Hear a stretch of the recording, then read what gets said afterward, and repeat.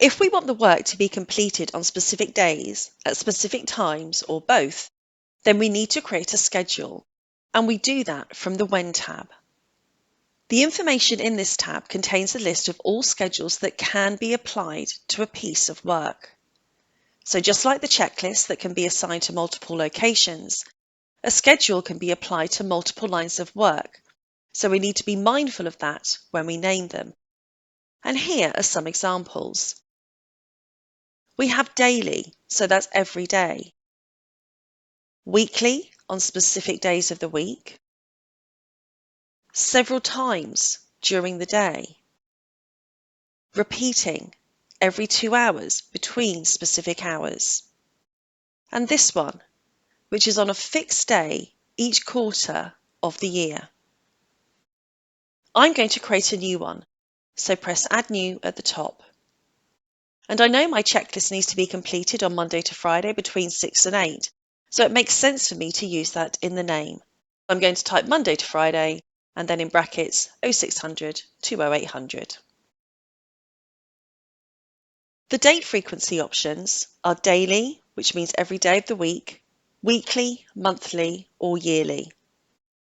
In this example, I need to be able to say Monday to Friday, so to do that, I use the weekly option. You will then see the individual days of the week, and all I need to do is untick the days that don't apply.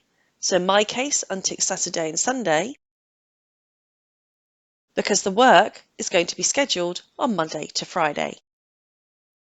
Now the time frequency. I only want it to run once during those days, so I'll leave the default of once, and I'll be looking at the other two options later. The next field is the time that the work needs to be started, so that's the time it appears on the device. Mine will be 0600 and it's in 24-hour format. The time to complete is how long we want to give the team to complete the checklist. So you'll remember that the spreadsheet said 6 till 8, which is 2 hours. But you'd also have the option of minutes and days. Completion within this time frame means that the checklist is on time. This next field, the overdue checklists are cancelled after field, is what I like to think of as extra time. And again, you have the option of minutes, hours, or days. I'll be using minutes. If I change that to say 30 minutes, what I'm actually saying is that they will have a total of 2.5 hours to complete the work.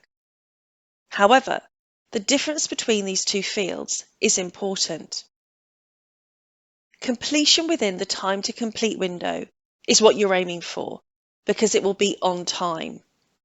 Anything after that means that the work becomes overdue, and then 3 things will happen.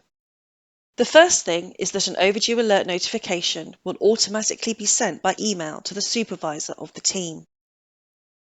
An overdue alert will be generated in the control center, and this will then need to be cleared. The checklist itself will move to the overdue section on the device. The work will then stay in the overdue section for the length of time that you set in the overdue field. If the work is completed in this window, the work will be marked as completed late. Once the time has expired, and if the checklist has not been completed, it will then be removed from the device and the work will be marked as incomplete or missed. So I'm going to change my mind and give them 1.5 hours to complete it, and then 30 minutes is overdue, which is a total of 2 hours. And then save. Now that we have everything in place, we can create a line of work. We have the where for the location, the who for our team, the what for our checklist, and the when for the schedule. Each element in these tabs work independently until we get to the Work tab, which is when we bring it all together.